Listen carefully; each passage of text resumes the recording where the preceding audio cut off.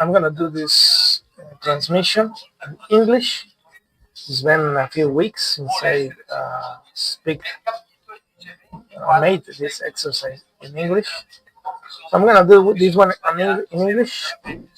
Um, Yesterday I was speaking in a few words in Spanish, and I think I feel the need to. I feel the need to because some situations have been developing in the world, specifically with the Ukraine war. And well, they say well, Russia does not like to be called war or military conflict, a special operation, they say, but it's still a military conflict and pretty much something completely unnecessary. And yesterday, Monday, there was this meeting between in the United States. They were attending to this meeting. Several European leaders, NATO leaders, von der Leyen, I think it was there, France, Germany, and so on, Zelensky, and President Trump, of course. And the conclusions of the meeting,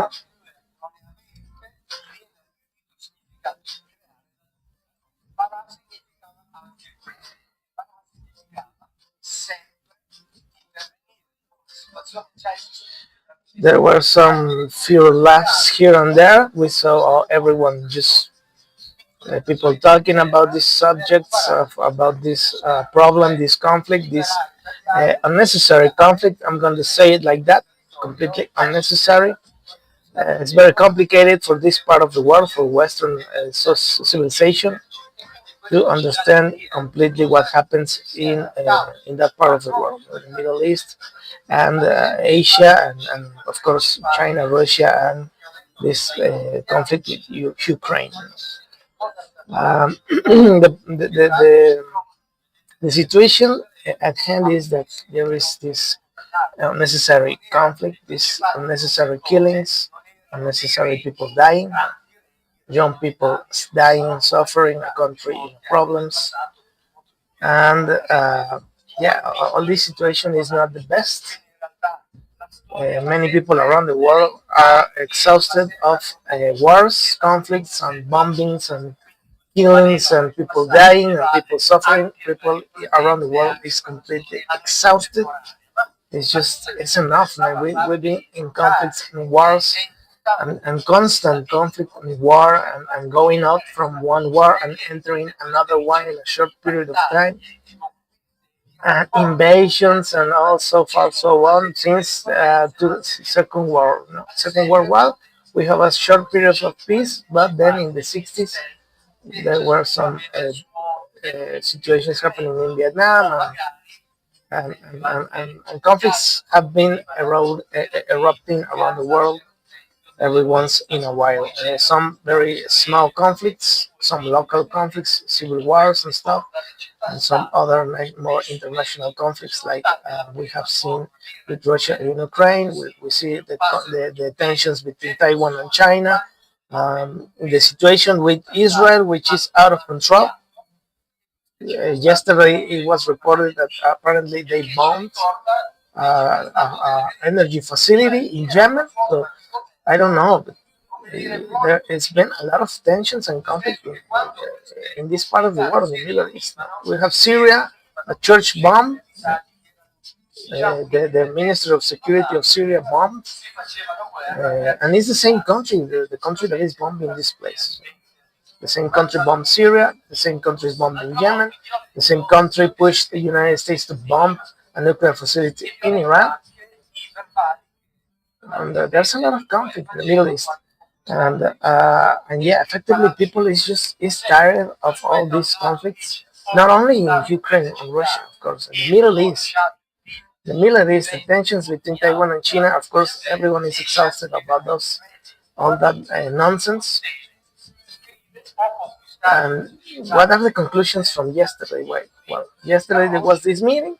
There was Zelensky. There was leaders from several European countries, UK, Germany, France, Italy, Finland, and representatives from the EU. NATO. Of course, they were talking about guarantees for Ukraine, peace negotiations with Russia, strategies to end the ongoing war. Below the main conclusions, there were the formalizations of security guarantees. They want to formalize the security guarantees for Ukraine within the next 7 to 10 days. 90 billion U.S. weapons package focus on aircraft. I mean, this is the problem. This is the problem because all the things that go out of these meetings, out of this, we have the European Union and United States commercial agreement where they are going to be almost forced to invest in military weapons and guns. It is not just the conflict per se, what keeps people all around the world exhausted, tired, sick of it. Is this constant investments in weapons. Weapons. They do not know anything else but build weapons. We have people starving to death in some places in the world. We have people without houses living on the streets with hunger, poverty, people in poverty, without jobs, without opportunities. What does the leaders do and try to fix? Well, they invest in weapons. So this is a little bit incongruent. This is a little bit the problem. They say, well, the world is tired and we need peace. But then, if you want peace, why the hell are you doing investing whatever kind of amount of money in weapons? They sell this speech. We're going to bring war, peace, and we all want peace. Yeah, we all want peace. But then you ask yourself, why then are they investing billions of dollars in more weapons? If they really want peace, why invest in more weapons? So again, we come with these lies, because you think for yourself and you say, well, they speak about peace, they speak about Nobel Peace Prizes, agreements, but what happens underneath the table? They still invest in weapons. Who wants peace investing in weapons? That's what I don't understand. How can a person will want to guarantee peace investing in weapons? That's the big question here. But this is a big question. So I don't know. I mean, maybe they say, well, we need weapons to secure security, but then where's the peace? Do you want peace or you want security for our country? But it's very complicated.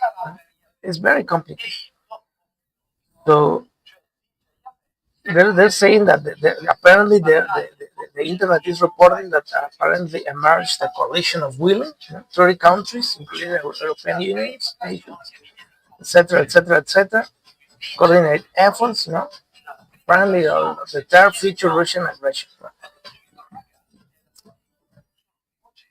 But how will Russia will take this movement? No, they say we're going to deter Russian aggression, buying more weapons.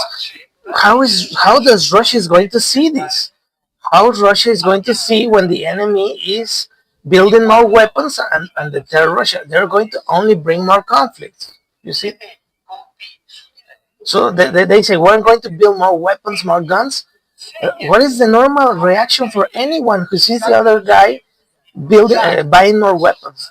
What you defend yourself, you protect yourself, you find ways to protect yourself. Maybe you even yourself buy more guns.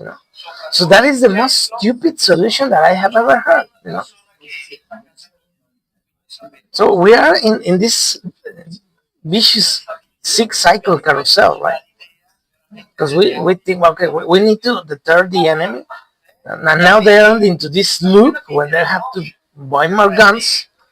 And what is going to do the other guy? It's going to buy more guns. And this is going to finally deter, it's going to bring us peace to the table in the long term. I don't know. I mean, I don't think so.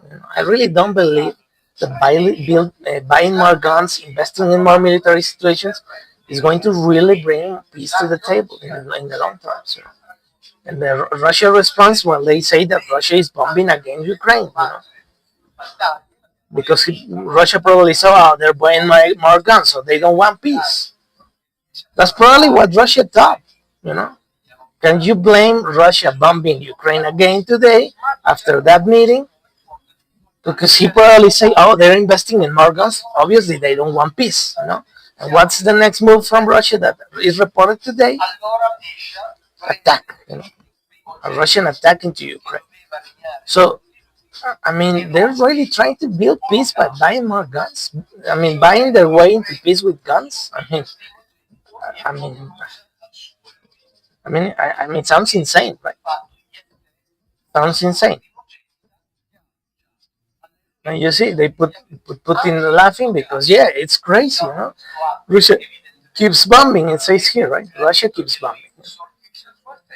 But I mean, because what happens? Probably Russia saw that at the end of the meeting with the European leaders was to buy more guns. So what did Russia did? Well, just kept bombing because he didn't see the he didn't seem to be he didn't understand the message, right? Who will understand the message?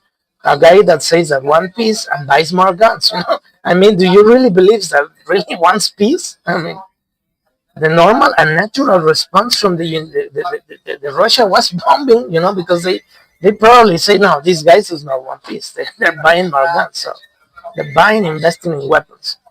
So clearly, Russia understand and read the message like these people does not want peace. And what happens? Russia launches missile attacks on central Ukraine hours after Trump-Zelensky meeting concludes. You know, of course they probably decided this because there are reports that are saying that one of the discussions in the meetings was to build more guns to guarantee Ukraine security. So So if those, I mean, I believe that those reports are true because otherwise Russia will not be bombing Ukraine today. You know, a few hours after the meeting. So it's a vicious circle. We're in a six-cycle carousel, and there are reports, news reports that are saying that there was this coalition of the willing that was 30 countries, including European nations, Australia, coordinated efforts coordinate efforts with Europe taking the primary burden and the U.S. providing support to the future Russian aggression. And what they built, what was the great, marvelous idea, wonderful idea, no, geniuses. It's like the YouTube fucking geniuses get out of my way. I mean, everyone who's building peace, you'll say, your YouTube geniuses get out of the way because you clearly don't know how to talk about peace. No? I mean, I don't know who was the real genius behind this idea, but it clearly did not work because Russia attacked again. So I don't know where they get these geniuses. I mean, really. So, but the result is that was the result of this, you know, just Russia continuing the attack. I just remember a movie line from Die Hard movie, you know, with great actor Bruce Willis. Um there was this feud between government agencies. You know, and some come with a very dumb idea. And one of the agents of one agency says, "Well, what do you think?" I mean, that's the only line I can think of. You know, and of course the result was Russia immediately just hours after the end of the meeting, they bombed Ukraine for continued bombing Ukraine. And I mean, it's very logical. If you say you see one guy that you have a conflict, and the other guy says, "I want peace," but you see it build buying more guns, buying more weapons, buying bazookas. What's the message that you get? What's the message that Russia got? Well, they don't want peace, and ours. And they apparently these reports completely geniuses. I mean, so, anyways, it's a six-cycle carousel. But anyways, so no immediate ceasefire. Trump said no ceasefire never works. I agree. Ceasefires never work. They always end up returning to aggressions. So it does not work for long term. So that he says that he wanted direct peace negotiations, and you don't start and you don't seek peace negotiations buying more guns. I mean, it's just unbelievable for crying out loud. I mean, God, I mean, oh my God, oh my God, oh my God. And they were talking about potential U.S. troop involvement. Donald Trump didn't seem to be very convinced about that one. He says like, I don't think so. I agree with that point of view. It's not the best movement. It's not the best move. They're not in a very good position to continue doing that. They were talking about, but there's some reports that talk about territorial and other issues that some European leaders wanted that Ukraine was not the line. They were invaded. They were. Might not be everyone happy about that idea, but it is what it is. You know, you cannot be unfair. If a country is attacked by another one and enters their ground, I mean, the only right thing to do, the just, is that the territory keeps the same, remains the same. That will be just. That situation keeps going, and the end of the line, uh, the aggravated people in this. That's the truth. That's the truth. So you might believe that they were this or that, ideological arguments or historic arguments, but the reality is that they were invaded. They were attacked. So that's the truth. Doesn't matter if anyone likes it or not. Does not matter. The truth is. So I agree with that the territorial aspect that it should be remain the same as they were. But again, I repeat, I don't believe that everyone will be happy about that one. It's going to be complicated, but that's what the discussions apparently went. That yeah, that Zelensky says that it is unacceptable, and the whole world should not accept anything less. Because if the entire world accept that, then we're going to have another country next. There's going to be another country next, and we have the obligation to not accept it because we have also the Palestinian problem when they have this problem as well. So we cannot send this precedent, not even for Palestinians, because Israel is wanting to annex. They want to take the land of Palestinian people. And if we agree in Ukraine, if the and the world leaders agree that that should be the case, is a bad precedent, very bad precedent, and a bad precedent as well for the problem in the Middle East. So that's what I see, and I don't think I agree that the Ukraine should keep the territory as they were before they were attacked. They didn't attack anyone. They were attacked. They were the victims. So it doesn't matter if they were problems, internal problems, and some. It don't matter what they say about ideological or racism or whatever. Well, the situation could be addressed in many other ways. There's no argument to justify that some situation. So I'm not going to keep entering that, but that's what some media reports are saying. And yeah, the overall feeling was optimism. It was optimism. There was this. Well, it started well because there was the attitude to work towards an agreement to fix the issue. So that was of course positive. That was a good sign to see Russia willing to go to U.S. to Alaska to talk about it. To see the European leaders and Zelensky also going to U.S. to talk about it. That was great. That was great. But I think that the, the mistake of this reunion was thinking about buying more guns. That was a huge mistake because how you want to enter peace negotiations talking about buying guns? I mean, it's just unbelievable, right? I mean, anyone that listens to this, that was the result of the meeting. I mean, it's unbelievable. I mean, why you try to enter negotiations of peace? You want to begin this process, but you made the mistake to talk in this meeting about guns, buying guns. That was a huge mistake. That's what I see, and I believe that Russia attacking a few hours after the meeting Ukraine again with missiles shows that they did not like that. Of course, they. I mean, who will like something like that? You want to enter peace negotiations, and they talk about buying gas. I mean, no one will ever. I mean, I'm sure that everyone in that scenario will feel unpleasant. Like, I mean, what? We're doing this effort and they're talking about buying guns. I mean, what? That was a huge mistake. So that was a coalition of the willing.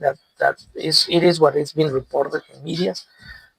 So apparently 30 countries, weapons, a weapons package. Of course, Russia will. I mean, no one will ever see that as a good sign. That is not a goodwill sign. That's the opposite. They're arming themselves to more conflict. So because Russia apparently got the message in that way because they attacked with missiles the center of Ukraine hours after Trump Zelensky meeting completed. That is reported by the Kiev Independent. The Kiev Independent is just reporting that, well, Russia got the message apparently, well, because the willing of the Council of the Willing, this group apparently sent the wrong message, and Russia say, well, what, you want more war, you want more conflict, I mean, come on, and they got apparently the message, and they immediately launched a wave of missiles and drone attacks to Ukraine, just hours, hours after the meeting.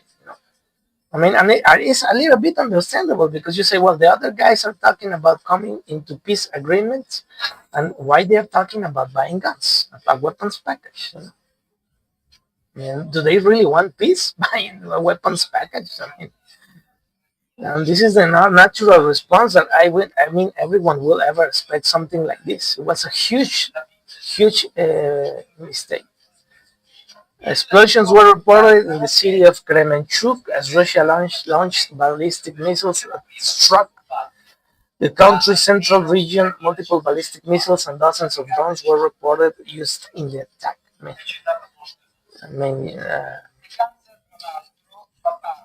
And no information was immediately available as to the extent of the damage caused or whether any casualties had been reported. Well, we have to say something. I have to say something that there were reports also of misinformation and disinformation. So yeah, well, I mean, there were reports also about disinformation and misinformation to complicate the peace agreements. But I don't know. I don't doubt this much. This not this because it's Kiev independent, so it's from Ukraine. We have to check with some Russian sources maybe to be fair, to see what the other side is saying. This is Ukraine news media. Let's see if uh, I don't know if they're going to be reporting this, but there were reports also as well about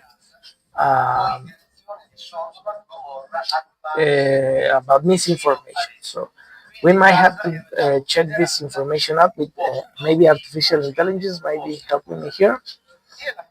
So yeah, I mean, but I don't doubt it. I mean, I don't doubt it too much because they talking about buying weapons packages. I mean, I really don't doubt this too much.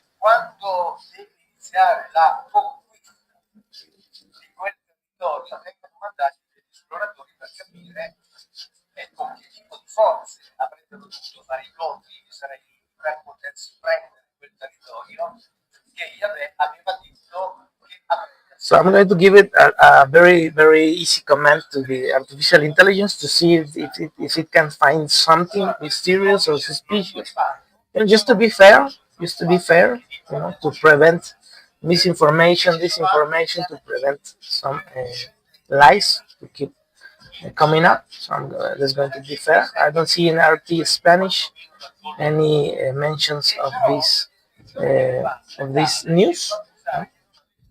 So I'm gonna go to the RT in English just to see both sides of the story. You see, knowing both sides of the story, and to see if there is something about it.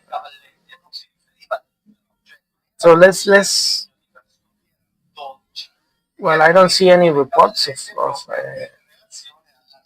I don't see any reports in RT to be fair, to keep uh, to be yeah, to be fair, to avoid maybe disinformation from one side of the conflict. So let's see what the artificial intelligence says about it.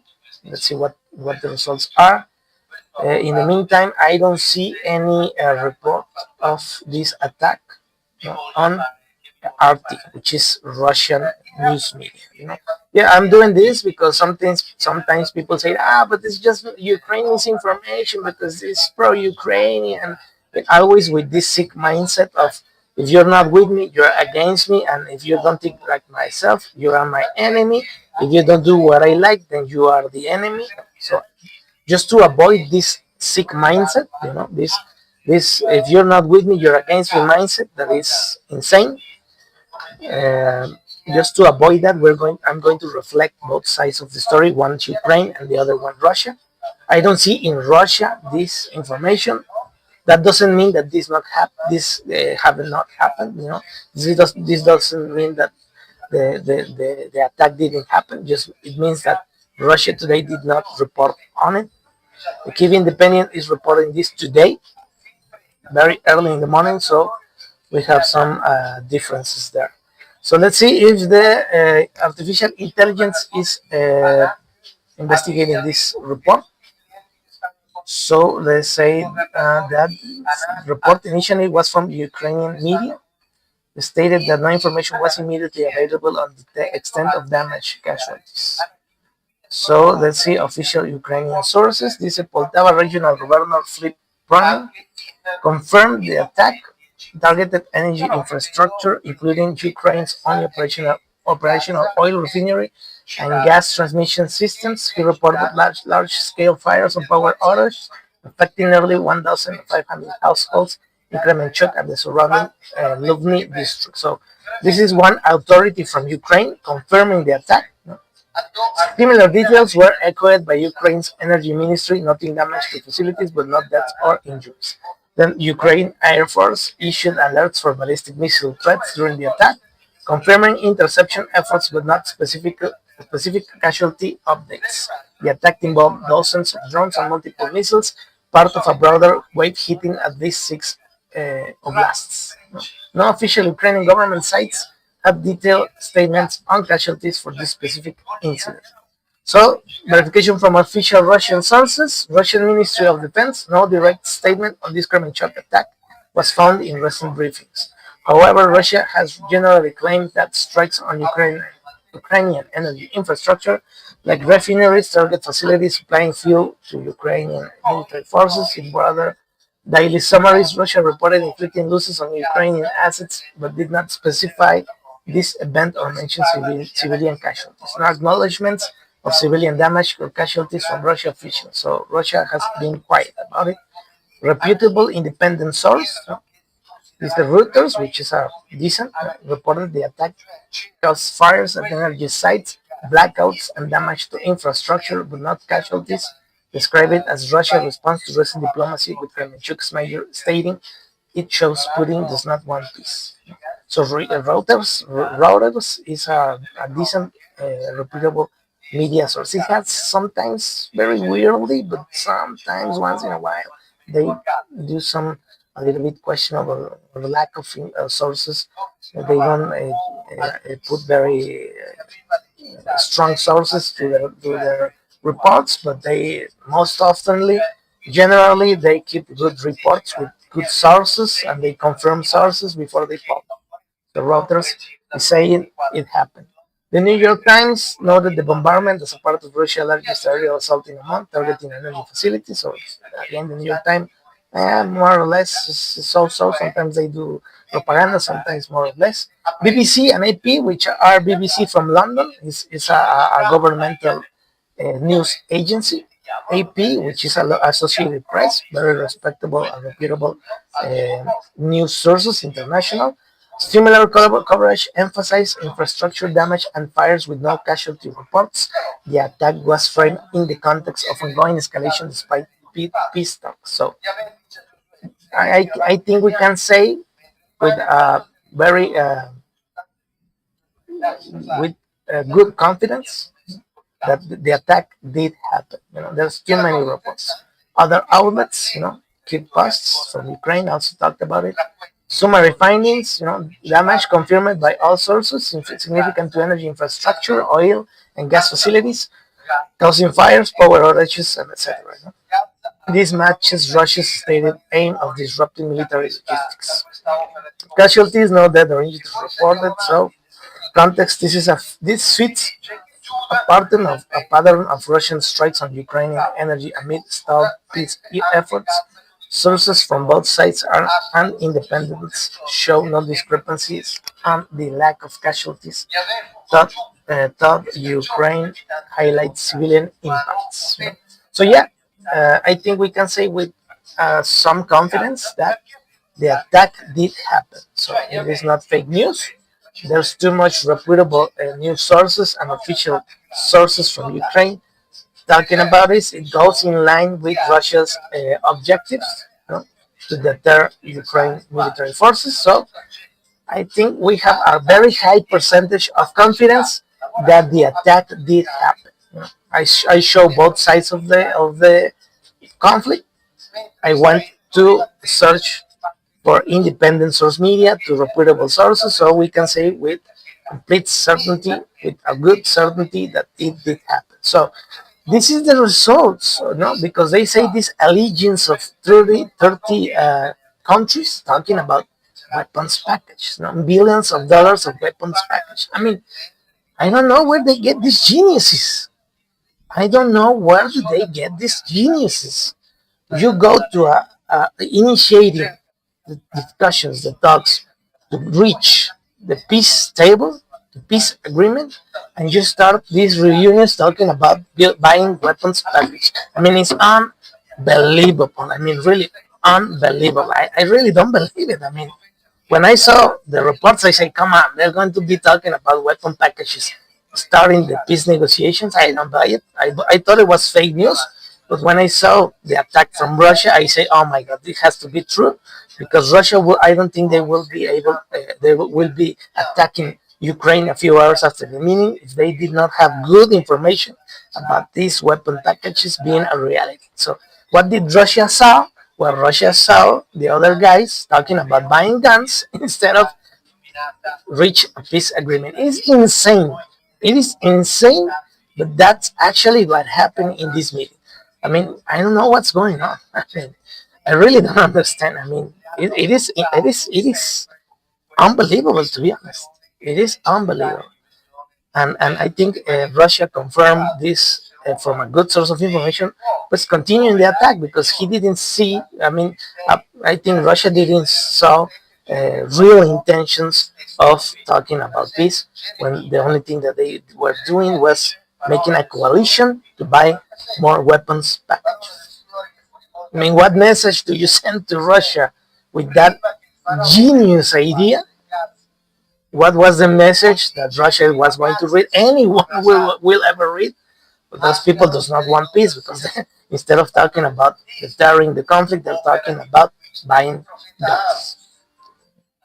I mean, it's unbelievable, unbelievable to be honest. But that was the result of the meeting. So, what was the real result of the meeting? Well, apparently Russia saw no real intentions. I think that the reading from Russia was, well, there's no real intentions about peace, only demagoguery and just blah blah blah. because the real thing that they are doing is buying guns, more weapons packages, billions of dollars of them. So I think Russia clearly saw that they were talking about peace, but they were buying weapons packages, and Russia said with the attack, "I get the message. You don't want peace, so there goes the missiles." I mean, it is very normal. I mean, it is. I don't believe that actually that there was. They were talking about buying weapon packages in peace talks. I mean, it's unbelievable, but it is true because uh, the reaction from Russia was very, very clear that they probably had very good information that this was the situation going on in United States when they were gathering, reuniting to apparently to talk about peace, but in reality they were talking about buying one. So it's unbelievable, to be honest, very unbelievable. I really doubt when I saw the reports, the media reports, that this coalition, of willing, we're talking about 30 countries talking about buying weapons package. I did not believe it. I said, nah, come on, they're going to be talking about peace talks. They're going to go into the table to see how they can fix all this problem. I doubt about it. I thought it was fake news. I say, no, come on. They're going to really talk about buying weapons packages. I did not want to believe it until I saw the reports from Russia attacking with missiles, which I took as a confirmation of the situation really happening. Uh, Maybe they believe that Russia was not going to find out about that one. I don't know what they were thinking. I mean, I don't know who was the genius that actually thought about this unbelievable idea of discussing buying weapons packages in that meeting, specifically in the United States, which was originally intended to talk about how they were going to uh, reach a peace agreement, or at least the peace negotiations on the table. I mean, they could found, they would be, maybe they could reunite in another moment, in another point in time, in another country. They could have done that, and maybe for by telephone. I don't know. There were millions of other moments to do such uh, agreements. They could have done it in just another scenario, in another way, in another place, in another moment. Why the hell they do it then? I mean, it's unbelievable. It's really unbelievable. I mean, they could have reunited themselves in another country, talk about buying weapons packages wherever they wanted to. But they had to talk. They do that talk in the reunion in the United States when they were talking about peace. I mean, why they do it there? That's what I don't understand, right? Because they could have done it by telephone, they could have talked about it in another country, they could do it in another way, they could talk about weapon packages in another moment, maybe in another place. But why there? Why then? Man? Why exactly in the moment where the reunions, where there was these discussions about peace talk, they put these types of subjects on the table? Right? I don't think it was the right moment, but that's my point of view. I might be wrong. I might not see in the whole context. Maybe they don't believe that Russia was going to see this in a bad way. But I don't know. The only thing that we can take into account now is the facts. The facts are that they did talk about that in the reunions, and the other fact that it is a fact is that Russia attacked Ukraine hours after the meeting. So those are facts.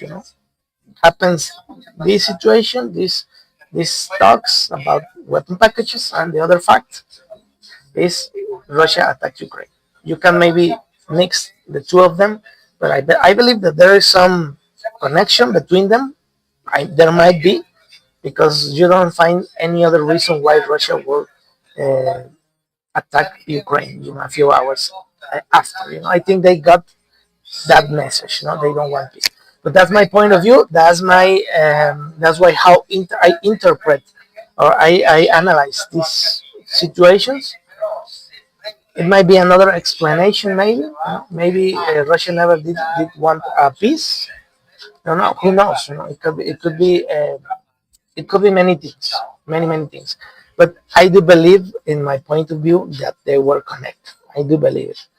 So yeah, that's what happened with that meeting, and it seems like they went back to zero, no, because Russia attacked Ukraine, so they went back to square one, and maybe that was the mistake.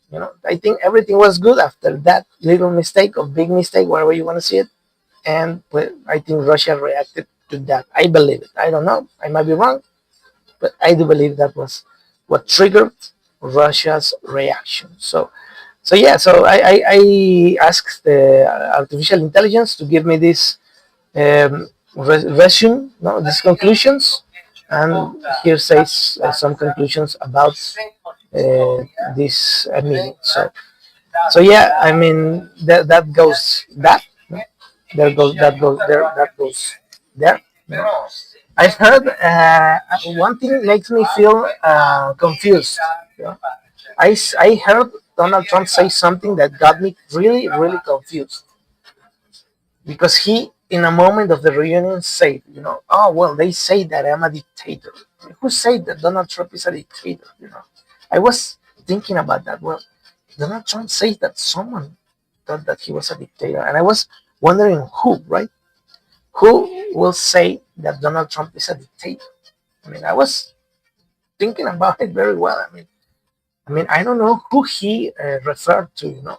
He referred to someone, of course, and he said, "Oh well, some people are saying that I'm a dictator." I don't know where he got that idea. I really don't know where did he get that idea. I mean, I I, I don't know where he got that idea, no? Or who he was referring to. Because he said, "Oh well, they're saying that I'm a dictator." Where did he get that idea?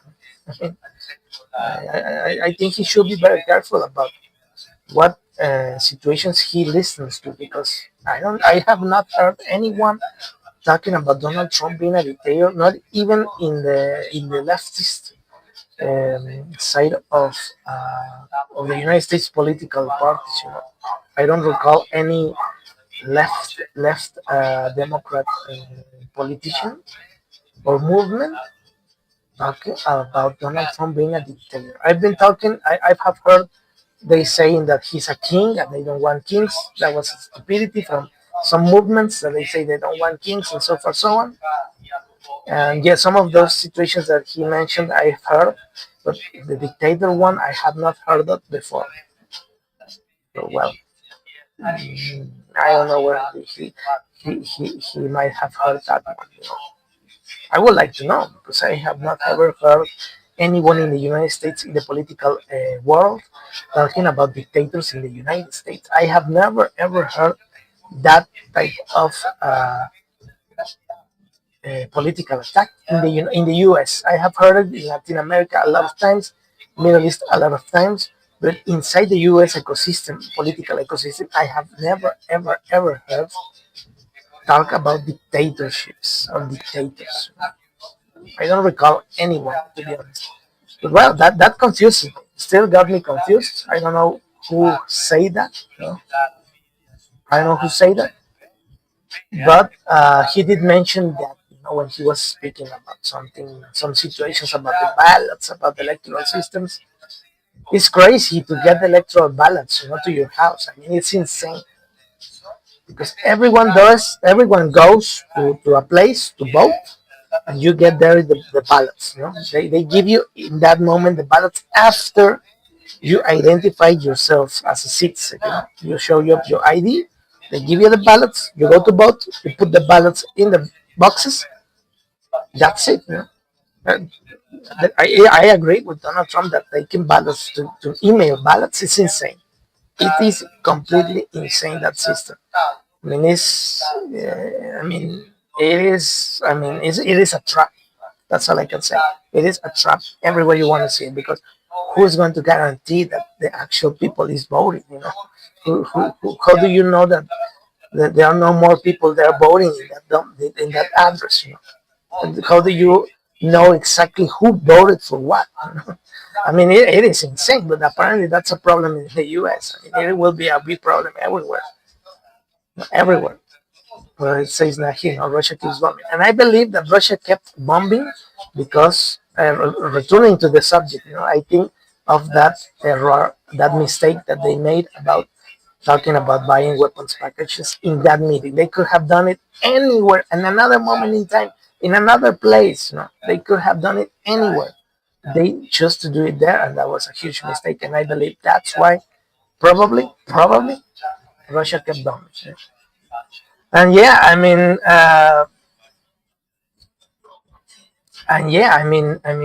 I saw a lot of. I'm going to repeat this again and again and again. You do not mix religion or God and politics. That you don't do that. You simply don't do that. No. They keep doing it in the United States, and that is not okay to God. So we have to be very clear about this one. Jesus Christ, which is the Son of God, the only begotten, the Savior of the world. If you're a Christian, He was the image of God, and He gave the clear instruction, to any Christian, to any God believer, anyone who reads the Bible. I'm gonna say it out loud. God is one thing, and the world is another different thing. They do not mix. No. God and the world do not mix. Do you see God here around us, where physically? Well, you don't see it physically here. And why does God does not show Himself unto the world? Because the world is not pure. No, there is sin, and God cannot tolerate sin. So in this world there is sin, there is mistakes. It is not perfect. It has mistakes, it has failures. God is perfect, and He cannot stay in an ecosystem that it is not perfect. It will burn everything around. They say that when Jesus comes in the second coming, He's going to burn everything, because the world cannot withstand its glory. So He's going to burn everything down to the ground because of His majesty. So we have to understand God is one thing, and the world is another different thing, very different thing. So governments, politicians are in the world. So you cannot mix that with this, no? God with the world. So you cannot mix. They're not compatible. Otherwise, God will not have sent Jesus Christ to save us, right? So God sent. He put Jesus on earth so He can help us go back to Him. So that means that God cannot come here. So He wants us back. No. So if He wants us back, that means that He's not exactly here. He can see us, He can understand us, He knows everything. There's nothing hidden from Him. But if He actually comes here with His presence, complete presence, He will destroy everything because of His glory, of His power, or everything. Or you want, whatever you want to say. No? You remember when Moses wanted to see God? God says, cover yourself behind the stone because you will die. And he only partially saw His glory, and His back. No? And God says, you will die if I get too close. If I show myself completely, you will die. So protect yourself behind a stone so you don't die. He did not show completely in His whole power. He was a sight of it, a shadow of it. Because if He comes, He destroys everything. It's like the sun burns everything down with His glory. So we cannot mix one thing with the other.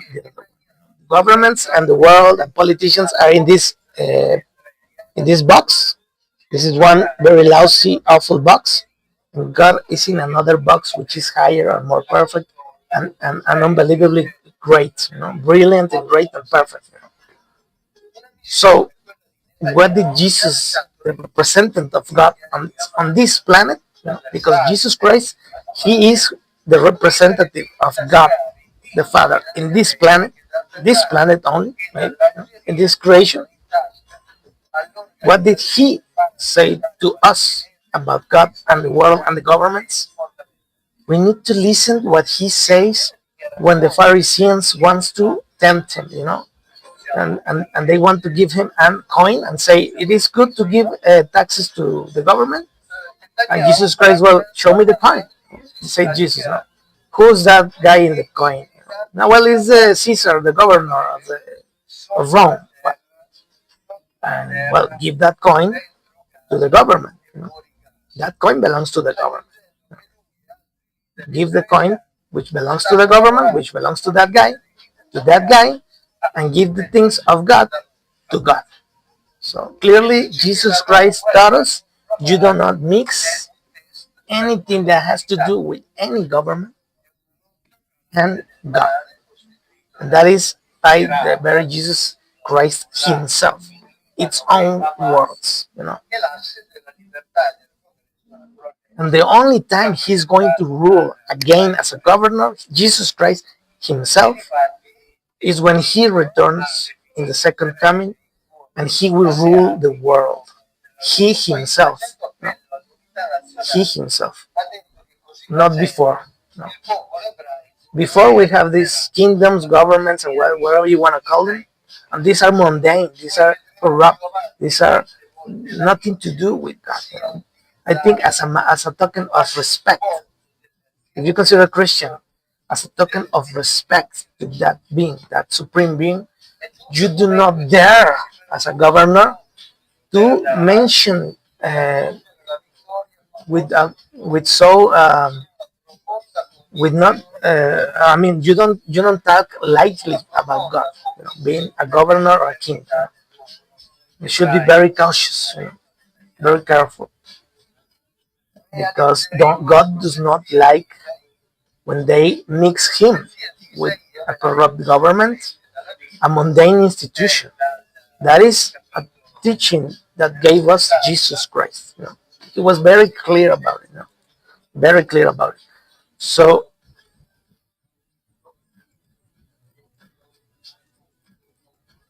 and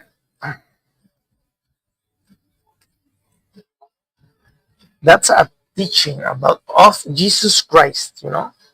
In Mark 12:17. Mark 12:17. So we have to remember this. No, no. Give to the government, which belongs to the government. That's one thing. No? And God is God. So don't dare to mix these things, because that is something that God does not. I don't think it likes it, because otherwise Jesus will not have said anything. But when He made this clear distinction, I believe that God does not like when governors or kings make this distinction, or they mix things without being cautious. And I remember in the past, when the kings talked about the gods and God, they were very respectful, very, very careful. And yeah, it was another times, but I think Jesus left us this teaching in Mark 12:17. Well, if you believe in Christ, if you believe in God, if you read the Bible, uh, even the Apostle Paul says this. I'm going to say it till the end of the world, because there are some evil governments that want to put themselves near to God. That is, that does not like God does not like that. Does not see with good eyes. I think that, because the world is very fallen. The world is fallen. So God is high. No, it's pure. It's clean. It's perfect. So I think He will feel offended. You know, I believe that God will might feel offended if we want to drag Him down to an awful institution or corrupt, dirty institution like a government. I mean, I believe that He will feel offended by that. I do believe that He might feel offended, because these institutions, these governments are corrupt, are evil, they do bad things, and I don't think God would like to feel associated to that. We have to be careful. If you believe in God, if you read the Bible, if you believe in Jesus Christ, we have to be very careful. And as Christians, we should reject any politician wanting to do politics with religion or God. I say it from my Christian side because I was raised a Christian. I was raised reading the Bible. I not that close anymore. I am not that uh,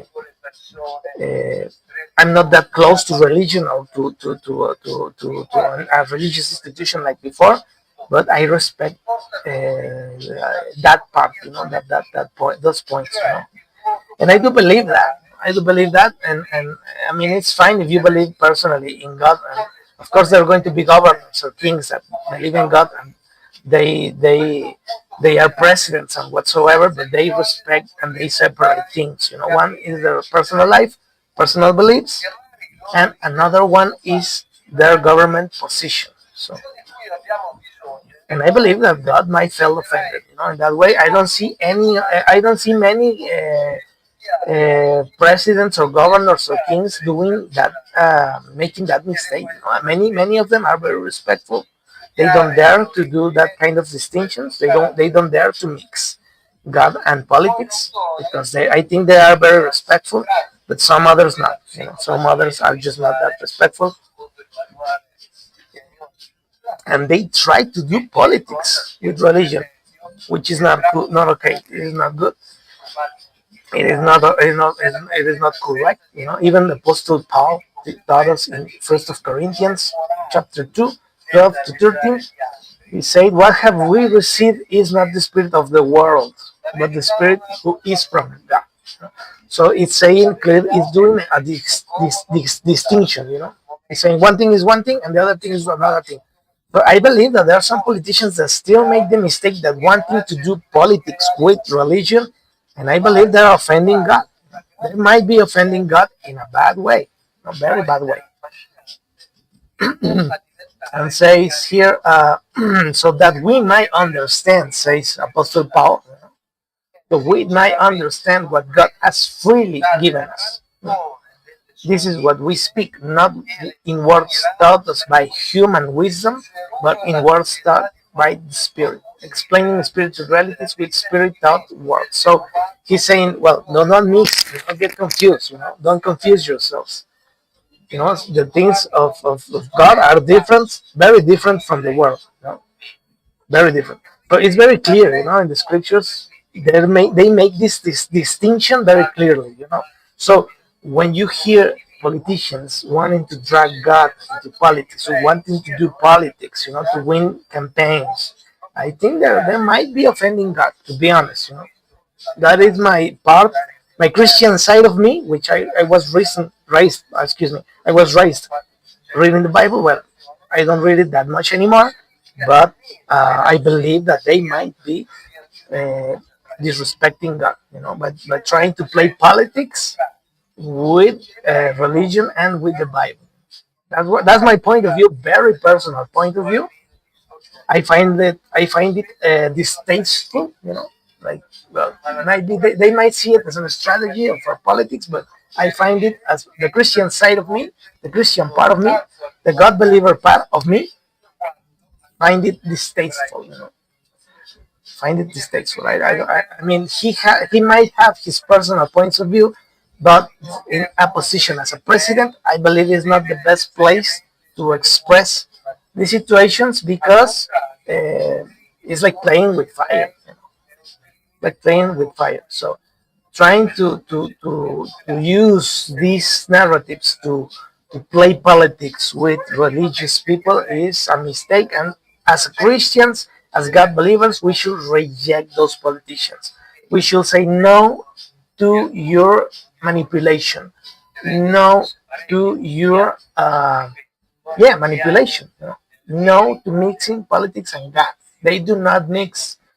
You don't want to offend God, dragging him down to a corrupt, mundane institution when he is pure. Imagine the offense. How do you dare?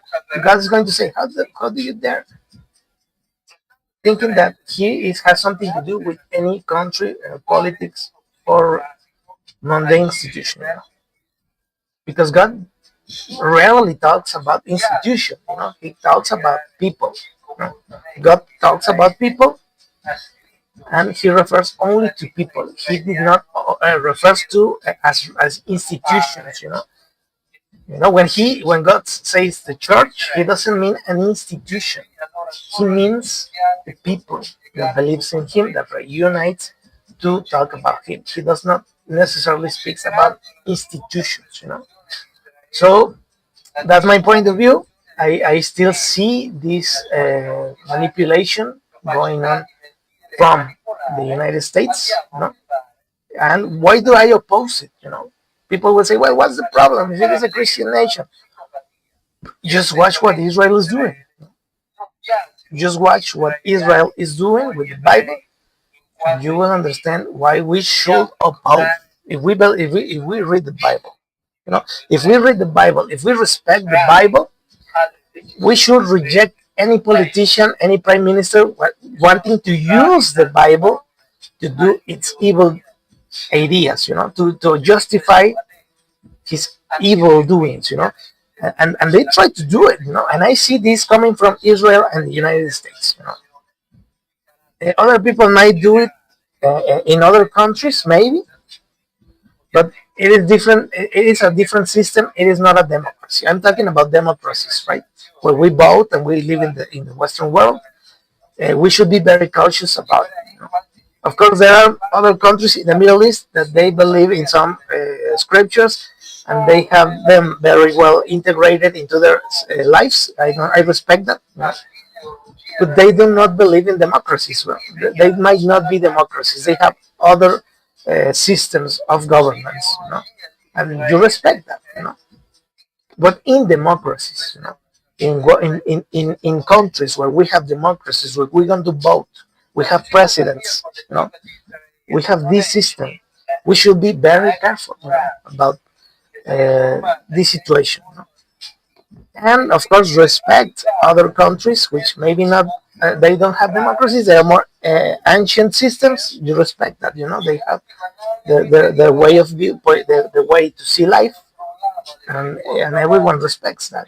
They have their own ideologies, points of view, and well, you simply respect that. But I repeat myself, in this side of the world where we have democracies, we should be very careful of not making mistakes, right? Because mistakes can be done, and some situations that we see in the Middle East comes from mistakes like that. I believe that. So yeah, I mean, I did not wanted to speak about religious and all these stuff, but when I see the news, but I found about these types of strategies. There are strategies, political strategies, whatever you want to call them. But I believe that in this part of the world, we should be careful with that.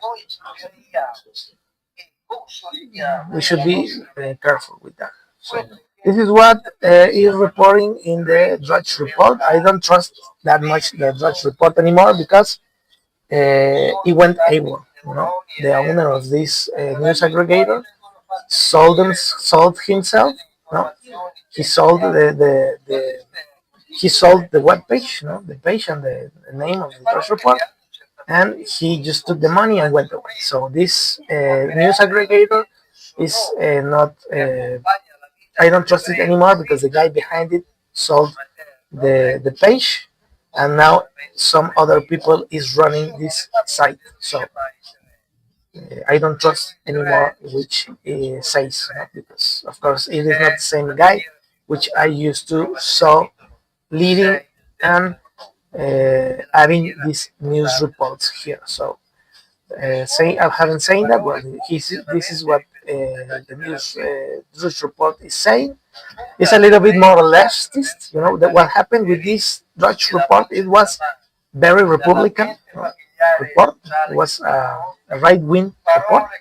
Stalled the site and it become more lean into left. It became more lean to Democrats. The Republicans, he becomes more to Democrat side. So you see it because they sometimes make fun of Trump.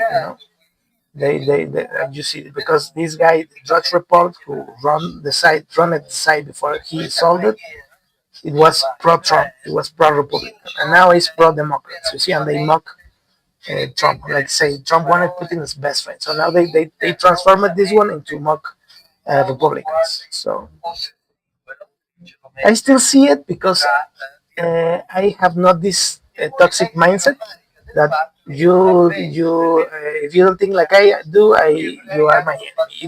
If you're a Republican, you're enemy. If you're not pro Trump, you're the enemy. No, I don't have this mindset. So I still read sometimes this web page, this site, because I have not that toxic mindset. I can see Democrat, more lean Democrat news media reports, and I can see more lean Republican media report. I can see reports from in the middle, and I don't have any much problem to see all sides and make my own decision. Filter myself all the situations and come up with my own conclusion. So yeah, if you see this media tends to mock Trump because it's more lean to left, and yeah, I understand that, and I took it as it is. That's it. So yeah, so it says here, the situation with Putin, and yeah, they say something about the eyes, the porting kids, 6-year-old girl, so there are some situations. Of course, they lean more into criticizing Trump, and they criticize Netanyahu as well. Sometimes that's why I read it as well because uh, I'm not this. I avoid this toxic mindset all the time. So I don't fall into the extremes.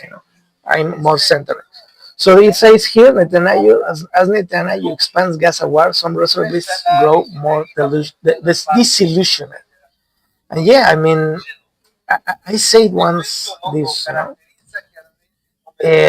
this prime minister from Israel has it is not accepted fully accepted in Israel. Of course, there are people that oppose his ideas, oppose his plans, oppose the Gaza problem. They were trying to judge him for corruption. So people in Israel does not support entirely Netanyahu.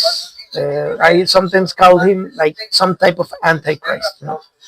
Not everyone supports him in Israel. Of course, he sometimes cites the Bible, which is distasteful because Jews, real Jews that practice the religion, that read the Torah, that live by the Torah, they do not like completely what the government is doing.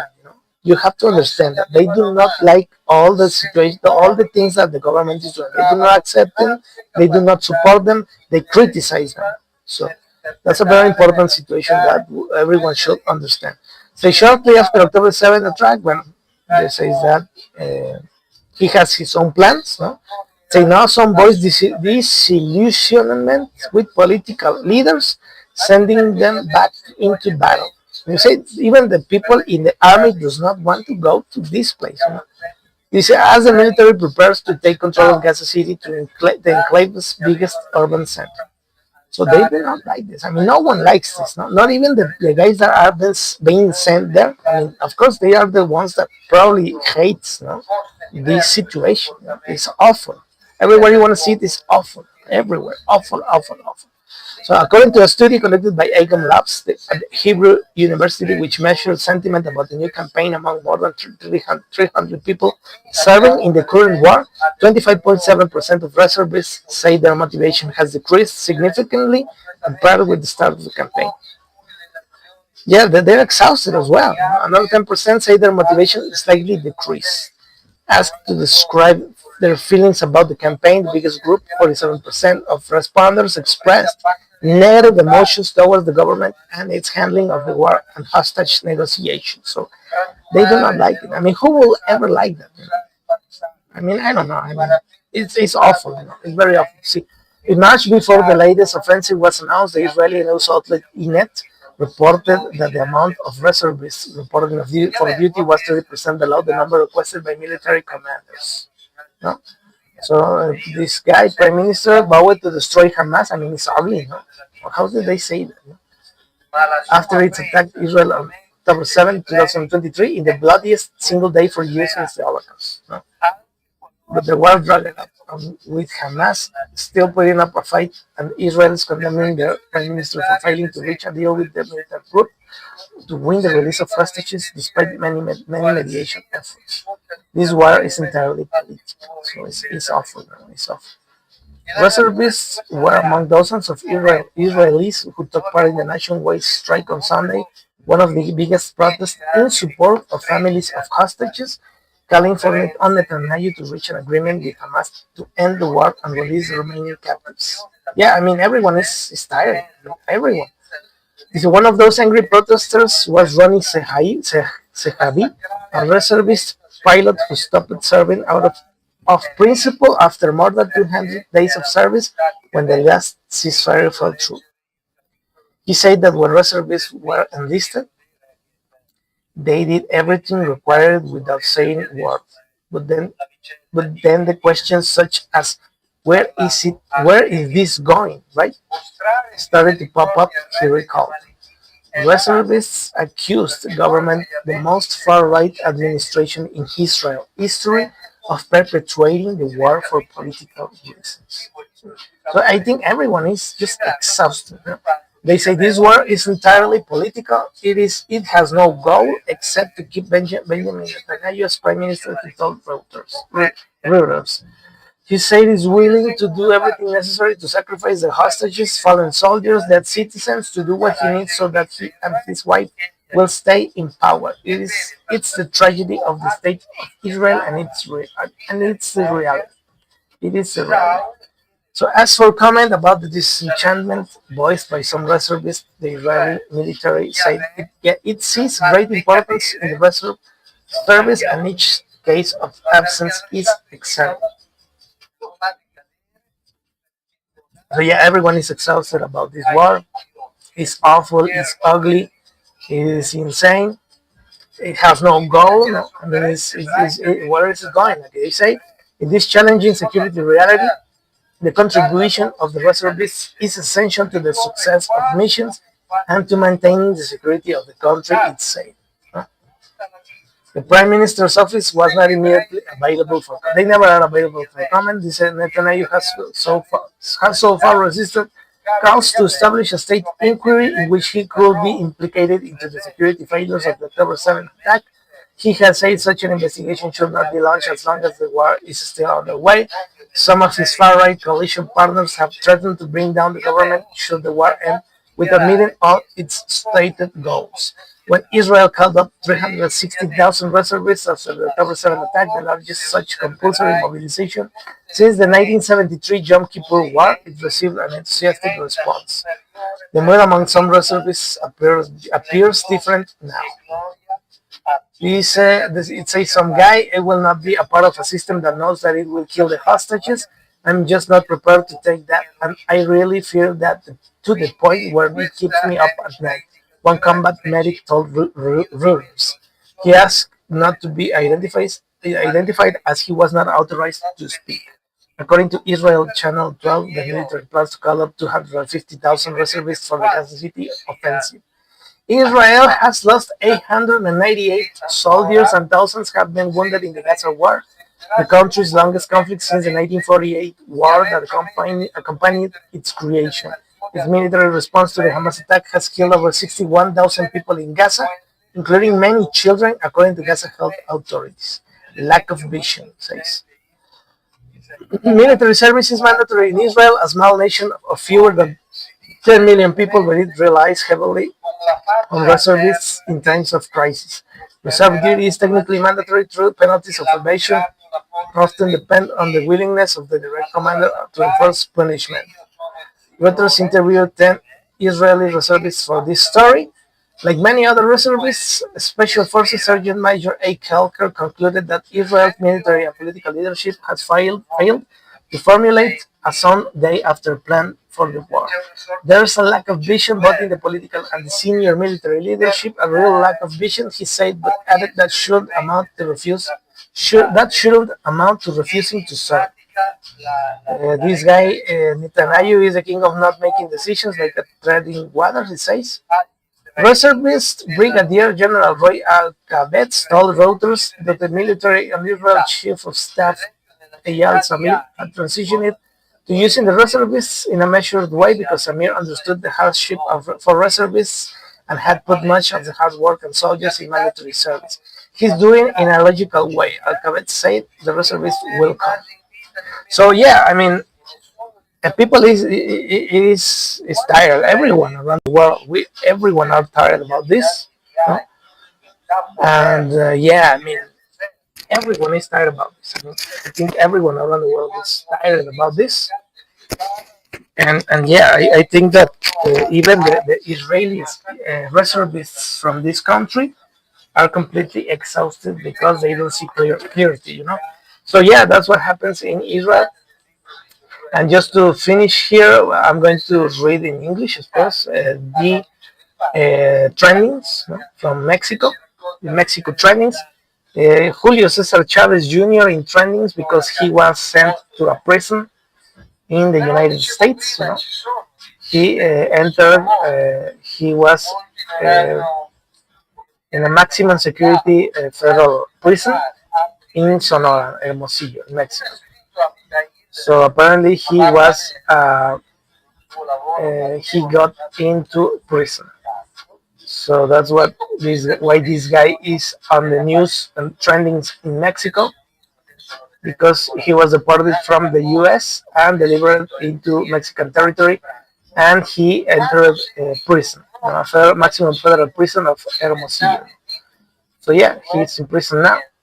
He was linked to Cartel de Sinaloa. He was linked to these criminals, and well, they are speaking about an event, no, that was organized by the government, Mexican government, where they invited this guy's father, you know, Julio Cesar Chavez Sr., to this event, and he gave the president a watch. You know? So they're starting to say that this type of ties of nexus of situations in putting close the father of this boxer that is in prison with the president is questionable, to say the least. So this is the report from today. He's in the prison in Sonora,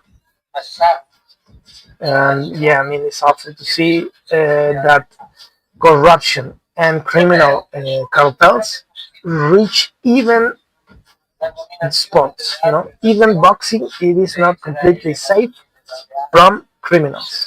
And sadly, the son of this Mexican legend in boxing was linked. I had friends, apparently, that's what people say, in a criminal cartels, and well, he's in prison now. So, yeah, he's now in prison. He was a boxer as well as his father, and well, sadly now he did not took good decisions, and well, he's in prison. So yeah, so there are some images here where I think it's the governor from Hermosillo when it was well, in the state where the prison is located. So there's the governor of Hermosillo confirming that the guy went into prison in a prison in the state. So very sad finish for this the son of a legend, of a boxer legend, which did everything right. And sadly, his son now is in prison. So yeah, I mean, it was a very famous boxer in Mexico and in the U.S., I think, but then it ended up in Hermosillo prison. So yeah, I mean, it's still as a trend. No, the wife of the former president of Mexico, and yeah, there were so many journalists in Mexico were reporting uh, that apparently they feel threatened. No? They feel threatened by the wife of the former president because she said in a tweet that uh, that is going to enter, no, the new judicial system, no, that was fueled by corruption. People make many journalists and investigate judge election. You know, it was an international ridicule of Mexico. No one in no country in the world elects judge. No, it is insane. You know, it was insane in Mexico. It was so dumb. You know, it was like nine ballots and 250 candidates. You have to elect 90 judges here in my state. You have to elect 90 judges from like 300, 400 candidates. And then you have to take nine ballots, and in each ballot you have to put like six people in one ballot. So it was insane. It was so stupid.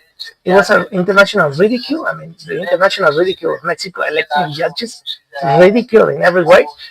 Many people signaled and talked about candidates to be judges linked to criminal and terrorist organizations. They were terrorists linked, no, to these elections. No, they were candidates. You know, terrorists were found out to be candidates to be judges. You know, the former lawyer of El Chapo Guzman, it is a judge now, a federal judge. So you can have an idea. The lawyer of El Chapo Guzman, it is now. I think I don't know if she won it, if she won or not, but she was a candidate for an judicial position. That and I think it was at the federal level, so it was insane. A lawyer from a terrorist that is in prison in the U.S. was a candidate. I don't know if she won or not, but if she won, you will see the idea of where this is going. You have criminal linked with terrorists. Possibility of new judges that are going to begin the 1st of September into the positions. They're going to take position into office. They're going to start being judges. It was not very well clear. You know, there are still suspicions of some guys that won that are linked to terrorists. So, and what happened? Why do I say this? Because reporters are claiming that they feel threatened by the wife of the former president Obrador, because she posted in a tweet that they're going to enter the new judicial power this 1st of September. So now there is the real option of of sue them, you know, and to have justice. You know, speaking about journalists that are reporting um, some situations that she did not like, you know, that she calls fake news. Well, she's now, and they feel like what this was a threat. You know? Like now she's boasting herself because she's saying that soon they're going to enter the new judges that might be linked to and she's now boasting that they're going to be the real option to sue them, you know?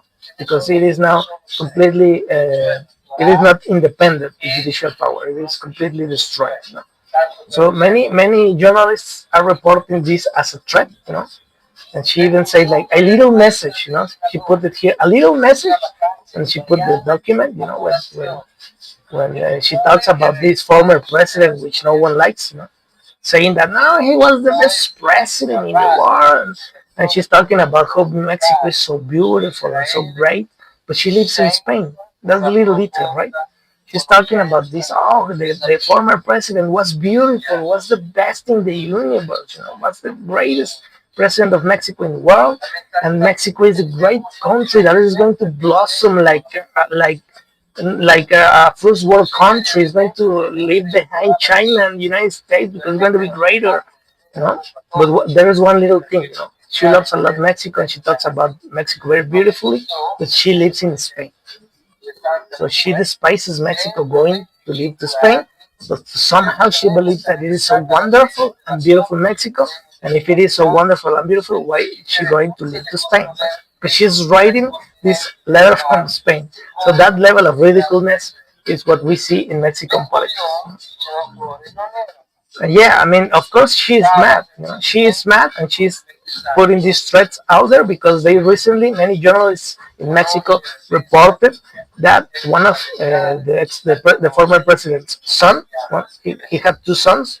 One of them is the secretary of the political party that is ruling Mexico, a party, it's Morena, which 18 years, they repeated as a dogma that they will never ever dare to live and offend the people in Mexico, the town, the citizens of Mexico, living a life with excesses, that they're not going to have these wealthy and luxury brands, like Gucci, Dolce and Gabbana, and Rolex. They will never offend Mexican people wearing Gucci and Prada, and never going to dress in these luxuries clothing, and they're never going to use these luxurious brands like Dolce and Gabbana. No, no, no, that's terrible. That's an offense to the Mexican citizens, which live in poverty. And why is this lady so mad? Because they put out, the journalists, a report, a documentary about one of their sons, no, which is the secretary of this political party, which 18 years repeated as a dogma that they will never, ever, ever offend the Mexican population with luxury brands and going to luxury places, spending too much money in luxury. They're going to, no, no, they're different. They're never going to do that. Well, they put up a report where the secretary of that political party went to Tokyo into his vacations, and he went in first class. He went into an hotel which is like $1,000 a night. $1,000 each night. He stayed like 15 days. He spent like 50, like $10,000. He spent like $1,000 in one meal. You know, he was buying Prada, buying Gucci, and entering these luxurious brands. But he thought that he might believe that no one will ever see him going in those luxury places there in Tokyo because it's so far. They caught him. They took pictures, videos going out from Prada stores, getting into the most luxurious resorts from Tokyo, which are like $1,000 each night.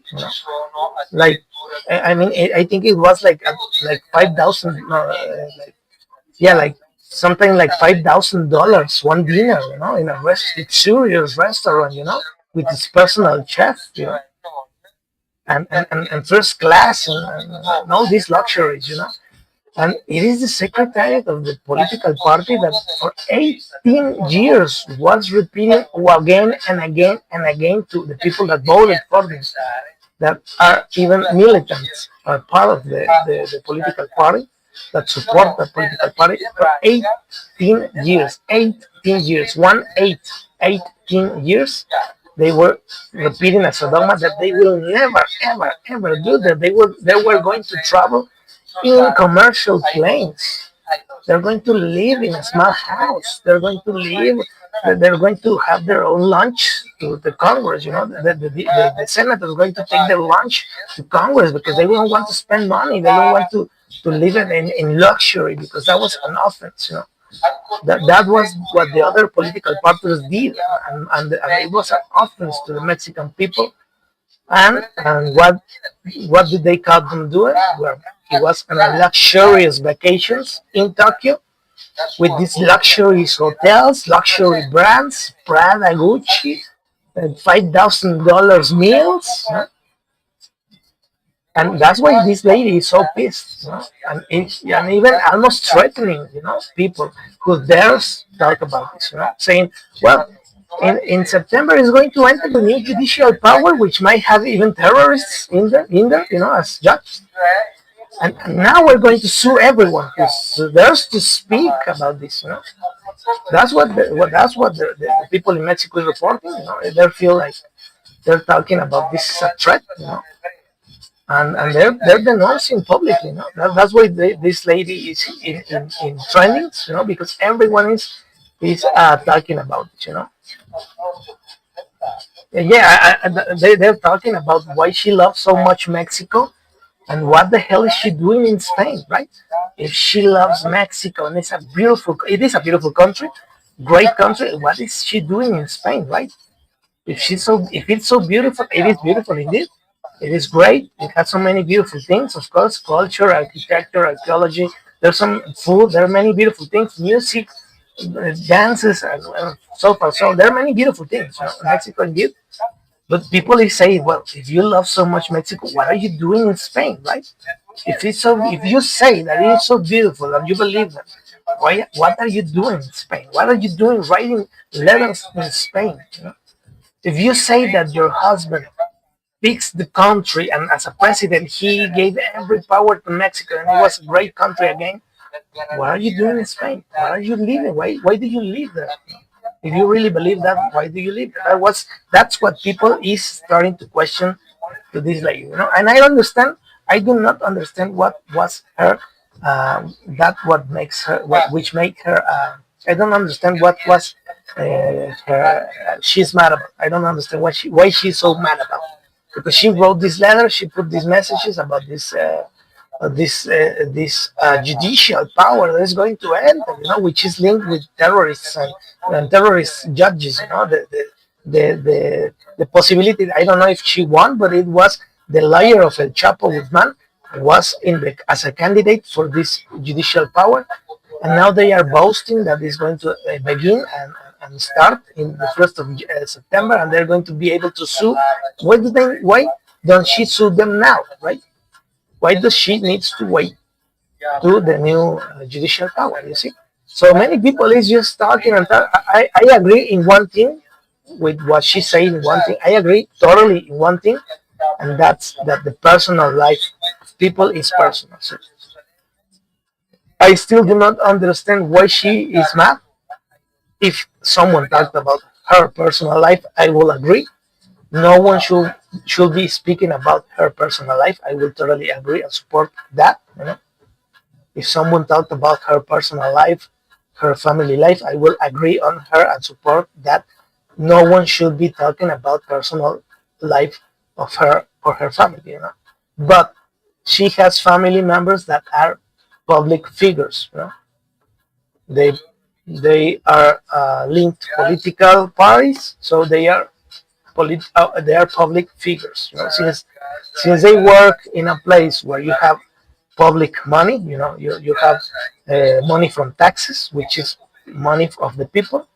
If you have someone involved in a place like a political party which receives in Mexico money from taxes, automatically you become a public person, a public figure. So if you are a public person, you are entitled, no journalists are entitled to speak about that person. It's like the president, it is a public figure, a public position, so they are open to the journalists talk about them.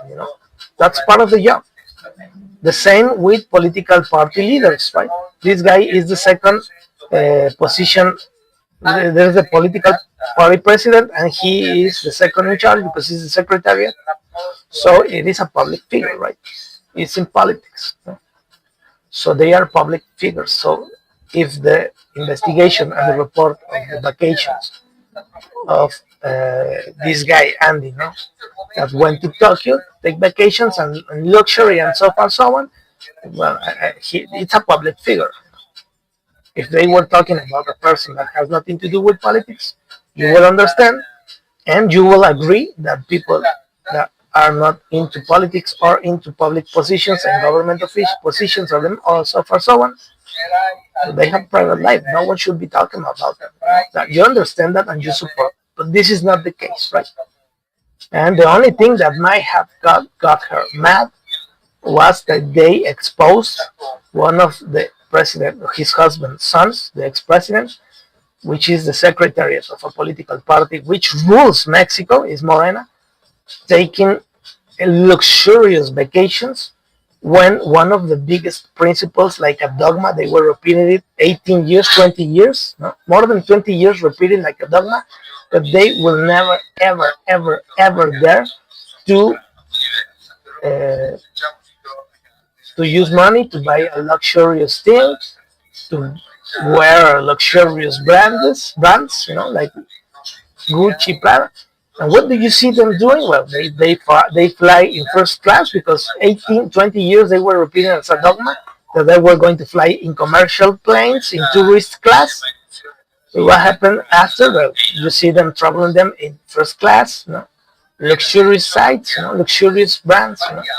That's why people is mad.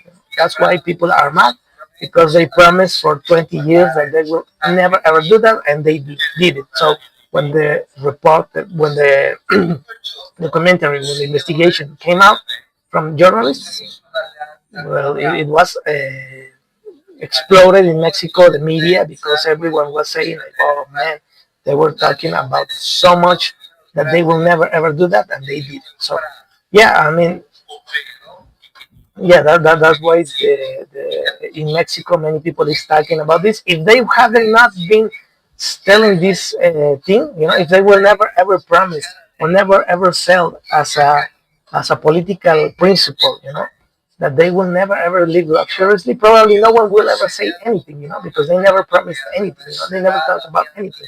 But they were talking this and this, repeating this for 18, 20 years, and they are doing exactly that which they say for 20 years that they will never ever dare to do. They're doing it.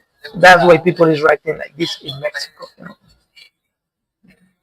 Because like I say, you have a beautiful, expensive cell phone. I have an expensive brand like Apple. I like Apple. I have some Apple products, but I'm not saying out loud for 20 years that I will never ever dare to live in or spend money in some luxurious thing, because that's offensive. I have never said that. That's the big difference between, or why Mexico is reacting the way it is reacting. So yeah, of course, Mexico is reacting. The journalists are reacting because it is a public situation. It is a political party is ruling Mexico, and they were talking for 20 years that they will never ever do some luxurious things. They will never wear luxurious brands. They will always be saving money. They will never ever going to be spending money where they don't need to. All these luxuries are not part of their political ideology, and well, they caught this guy, the secretariat of the political party in Tokyo, in the most luxurious vacations ever. That's why Mexico is saying, "Hey, you told a big lie. You told us that you will never do that." Many people voted from them voted them because probably they believe them. I of course did not believe them. Never. I always say that the Demogorgon is insane, but people believed in it. People voted voted for this political party because they believe that they will never ever do that, and they are doing it. So yeah, it is exploding in Mexico. It's like all the weekend was this lady in training because of this situation. The son of the former president of Mexico, Obrador, which is the secretariat of the political party which rules Mexico, Morena. That's a party that the principle of the party, which that they sold like a dogma to people for 20 years, was that they will never, ever, ever will ever do something offending the Mexican people, wearing some luxurious brands, taking some luxurious vacations, traveling in first class. They were always going to tourists, and they were always going to live with humility. Not being a show off and wearing these luxurious brands and so far so on. That was the ideology and the principles of the political party, which they do not respect yet. It's clearly that do not respect, so that's why the situation is in flames. It's burning in flames. X on or Twitter or X with this type of hashtags, right? Like in this sense. So, well, yeah, the other trending in Mexico was in Mayo Zambada, which avoided or managed to avoid death penalty. So, yeah, here is the documents, and here is everything where it says Mayo Zambada. He negotiated and avoided death penalty. So, he will live, he will not be killed. And yeah, he negotiated in the US. I don't know which excuse me, I don't know in which terms the negotiation went, but as far as we know, apparently negotiated and avoided that penalty. So yeah, this is what we see here in Mexico. In Mexico, trending topics. You know? There is a lot of these hashtags, you know, like Julio Chavez Jr., which I already spoke, Beatriz, and the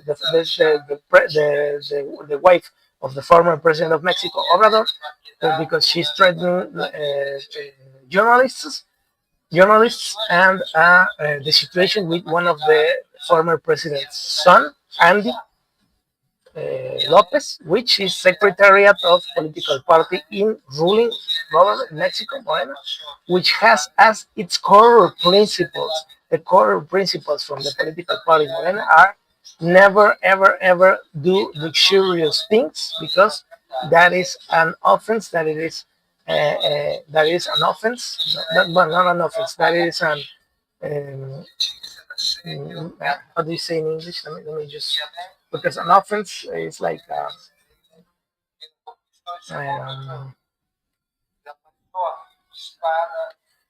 it is like insult. Yeah, like an insult to one offense. I think insult is better. It is like an insult to the Mexican population, which lives most of the population in poverty. No? I think when this party was created, more than 60% of Mexican population lived in poverty. 18 to 20 years, the former president, which was the creator of this political party, Morena, 20 plus years, like a dogma repeating that they will never, ever, ever, ever will travel in first class, always tourist class, always commercial planes. They will never, ever, ever, ever do something luxurious, luxurious hotels, luxurious things. Like spending too much money where you don't need to. A guy that say that he should ever do anything luxurious, and well, what happens? Well, the son of that president, the creator of the political party movement, which was one of its core principles of the political party. That's why many people follow and supported and voted for them, that political party. Well, they started to travel in first class to France. No? They went to France, to Europe, eating the most luxurious hotels, no? The most luxurious restaurants. Members of the political party, which I'm talking to, you know, the son of the creator of the political party, now secretariat of the political party, goes to Tokyo, the most luxurious hotel, the most luxurious restaurant, the most luxurious brands, Prada, Dolce and Gabbana, $5,000 a ticket from a restaurant, you know, just one meal, just one restaurant, $5,000 ticket, like $1,000 ticket for each night in the most luxurious hotels in Tokyo. You know? I put in Spanish here the uh, the how do I say it in English? The facturas, the tickets from the hotel. Uh, uh, they put the tickets from the hotel. You know, they went to the hotel and asked for the tickets. You know, of the services that this guy hired and used, and $1,000 ticket per night. You know? So yeah, I mean, and many people say, well, this political party, like a dogma, repeated for 20 years that they will never, ever, ever do something like that. People voted for them because of this. Many people with not much money trusted in them and voted from them. Excuse me, voted them because they believe that they will never ever do that. And what happens next? Well, you see these types of, of reports. So let me see if I can translate it to English. Let me see if I can. I should be able to. I just need to.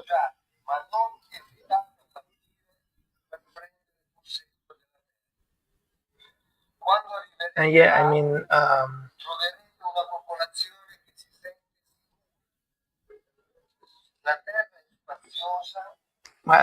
let me see. I should be able to translate the page. But yeah, it says that the tickets, right? The tickets from these services, well, of obviously luxuries, right? So people is questioning them, right? So well, you say you promised for 20, 30 years that you will never ever do that, and what's going on, right? So yeah, so it's like this bill from the hotel revealed that.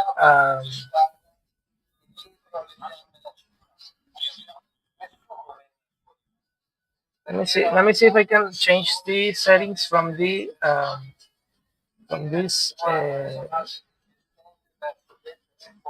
Explorer, so I can translate to English. Let me see. Let me see. Let me see.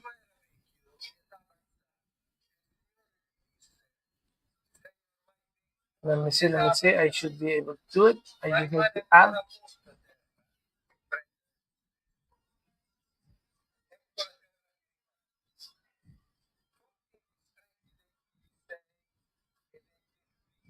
Let me see if I can do it.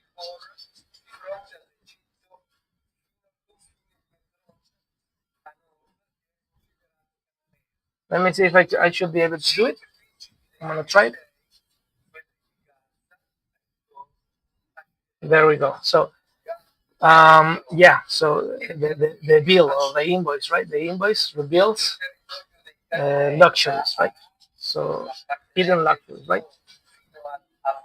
So 18 to 20 years, they will say they will never ever do this. And this media report, this news report from many sources, apparently has the wife of the former president mad, angry.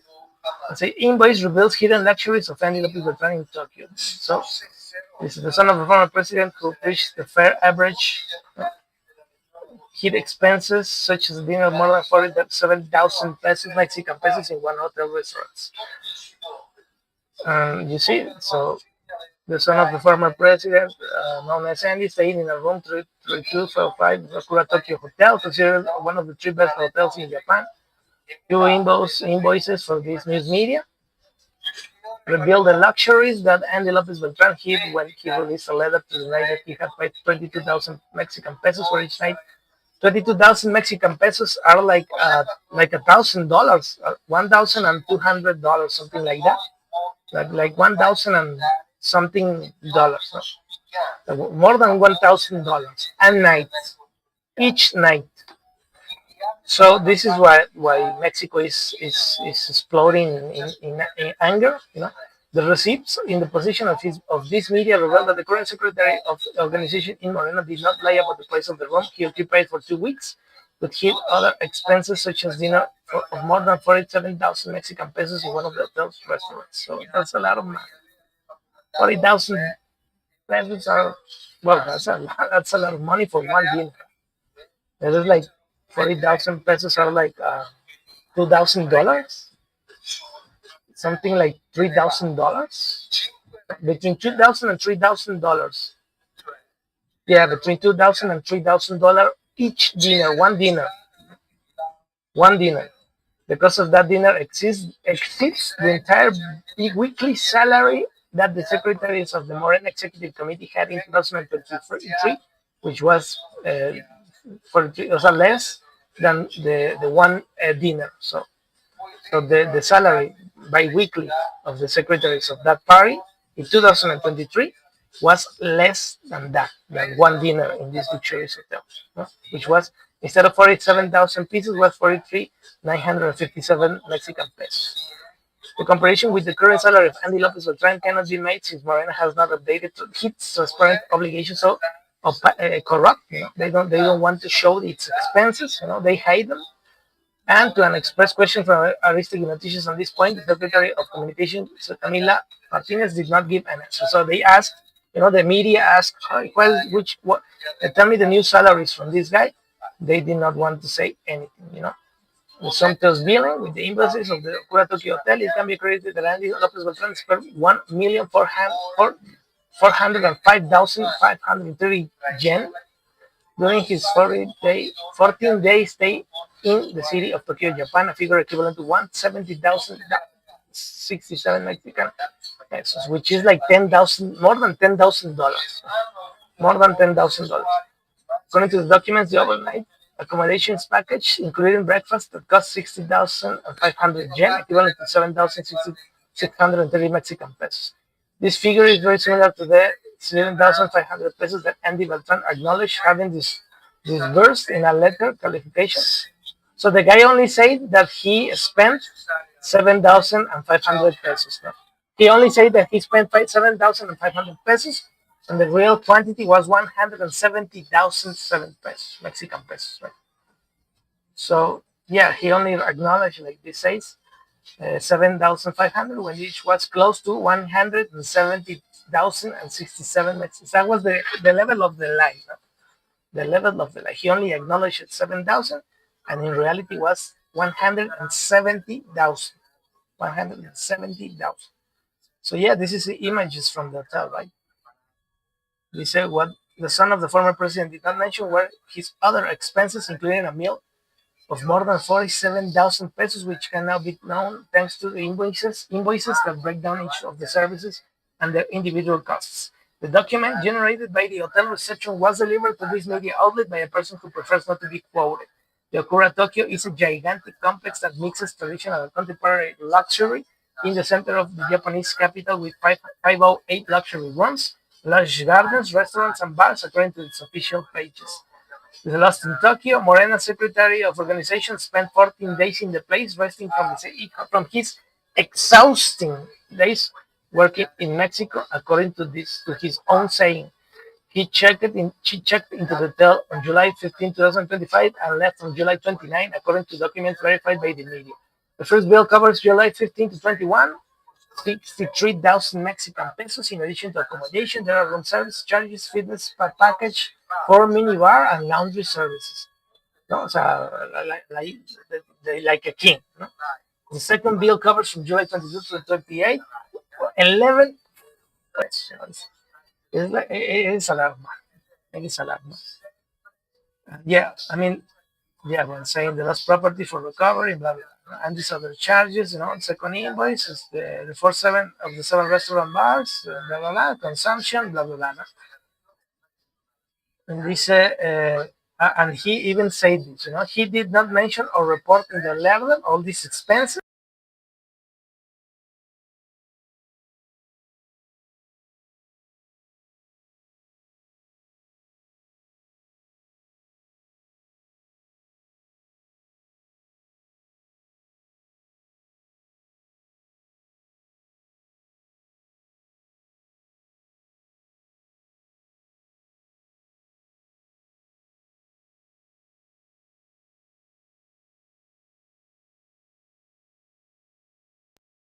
So yeah, I'm sorry, I'm thinking the microphone because the battery went dead. So yeah, I mean, he only acknowledged 7,000 and 500,000 pesos, and it was closer to 177,000 Mexican pesos. So more, it's insane, more than 10 times was he acknowledged. And in the letter where he only acknowledged 7,500 pesos, he did not mention on report in the letter in which after lying to all the people in Mexico, the expenses he had in Tokyo, he even dared to denounce an alleged political espionage against him by right wing adversaries. So even the cynicism, right? He lied everyone in a letter, and he even has the cynicism, the hypocrisy of denouncing a political espionage against him. I mean, that level of jackasses we have here, that is the level of jackasses we have here in the political scenario in Mexico. That's the level of the jackasses. This level of jackasses. There's no other word to say it. He only acknowledged a very small fee, like 7,500. It was more than 10 times that. And he even dares to say no and plays the victim. You see, he even as a cynic, he plays the victim, complete jackass, complete jackass, the guy. And I'm falling short.